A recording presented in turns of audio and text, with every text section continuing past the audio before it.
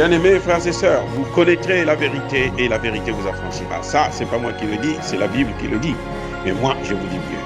Vous connaîtrez la vérité historique, notamment celle de vos ancêtres kémites, et vous aurez une vision globale de ce que c'est que la vraie souveraineté politique. J'ajoute, vous reviendrez à la spiritualité africaine ancestrale et vous comprendrez les enjeux de l'indépendance économique. Et pour terminer, vous accepterez votre identité culturelle kémite et vous obtiendrez deux choses. La première, c'est la paix. La seconde, c'est le développement, à une condition. L'unité de toute l'Afrique noire, l'unité de tous les Noirs du monde entier.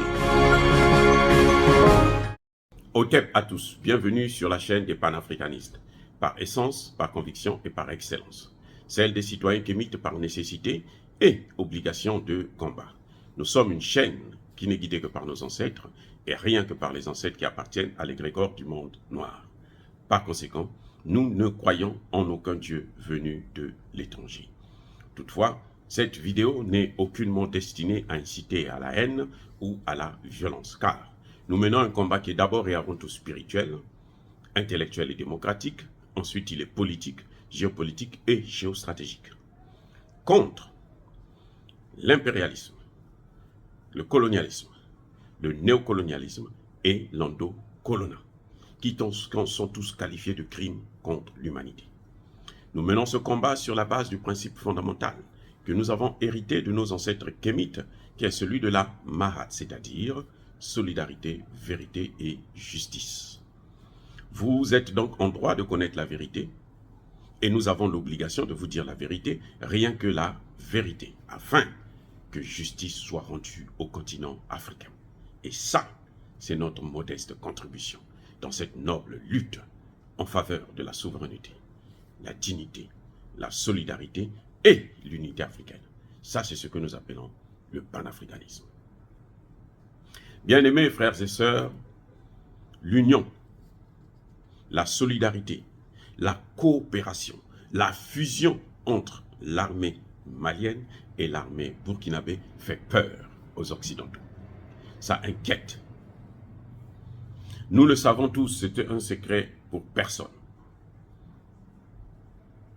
Ce n'est pas le Mali, ce n'est pas le Burkina Faso, ce n'est pas le Niger, ce n'est pas le Tchad qui a créé ou qui ont créé le terrorisme en Afrique.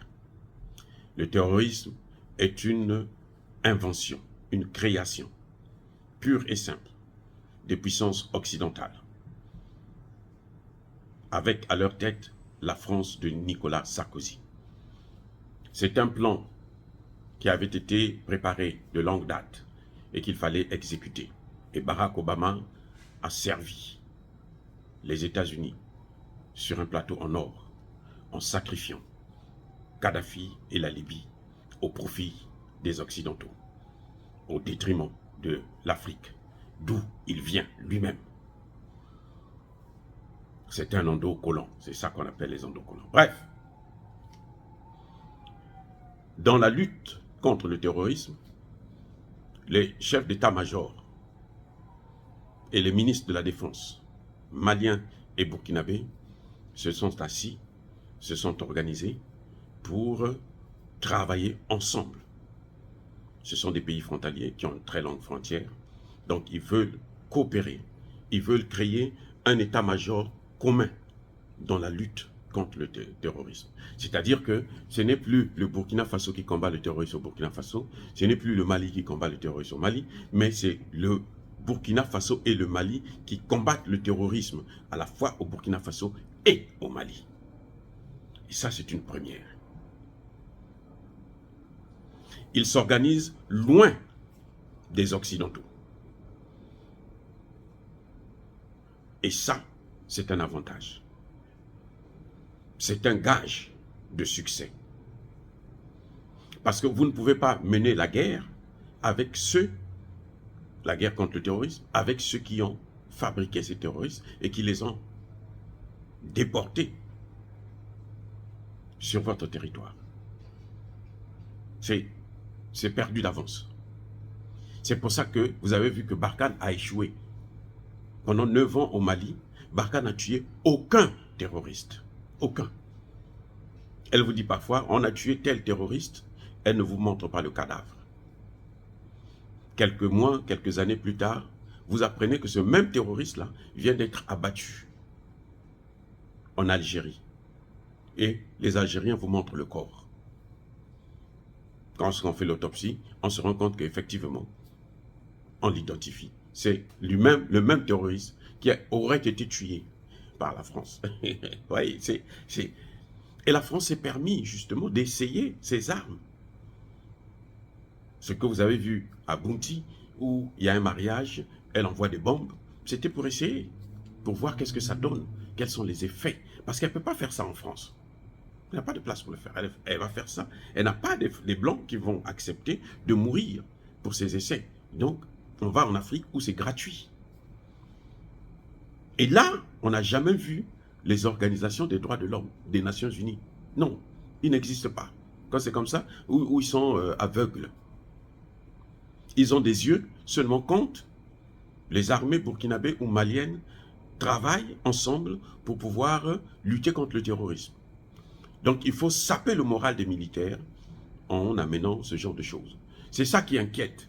Parce que lorsque le Mali travaille avec le Burkina Faso, c'est le G2 Sahel qui va s'agrandir, j'en suis sûr et certain, parce que le Niger, quand il va se libérer de cette armée ou de ces armées d'occupation, rentrera aussi dans la danse.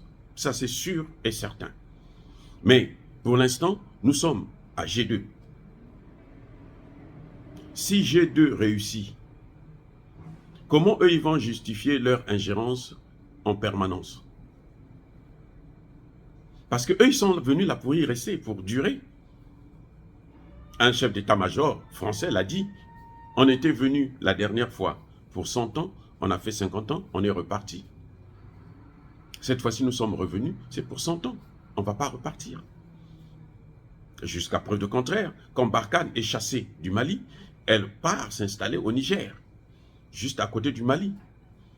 Et elle intente de renforcer ses troupes au Côte d'Ivoire, juste à côté du Mali.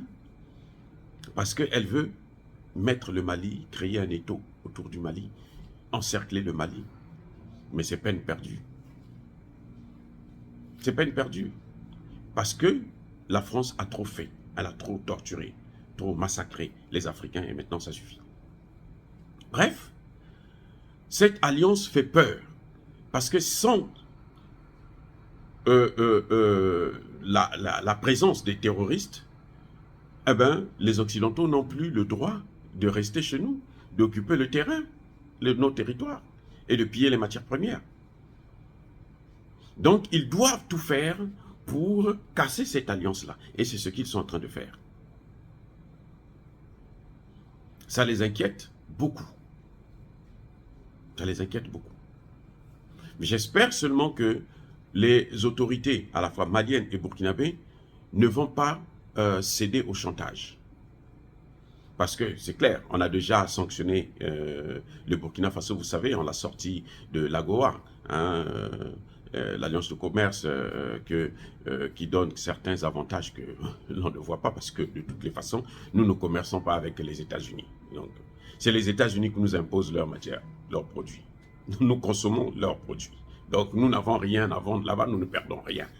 Ça, c'est des choses qui pouvaient marcher avec la France ou avec peut-être la Chine. Mais avec l'Afrique, ça ne marche pas. Nous consommons la pacotille chinoise, plus que la pacotille occidentale.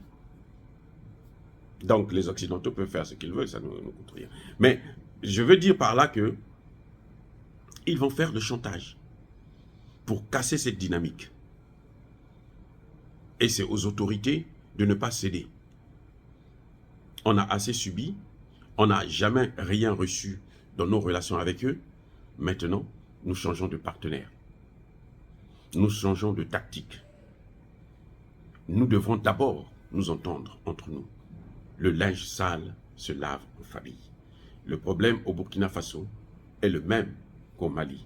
Et que si les Burkinabés et les Maliens, qui sont des frères à l'origine même de la vie, s'entendent, ils seront très forts et ils feront mal aux terroristes et ils vont chasser les terroristes. C'est un message d'espoir que je donne. Dire cela, c'est inciter à la haine ou à la violence? Non. Je persiste et je signe.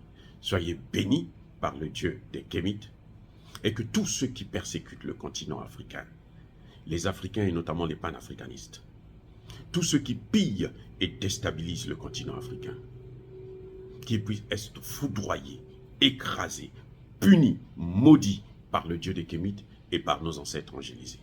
J'ai dit et j'assume.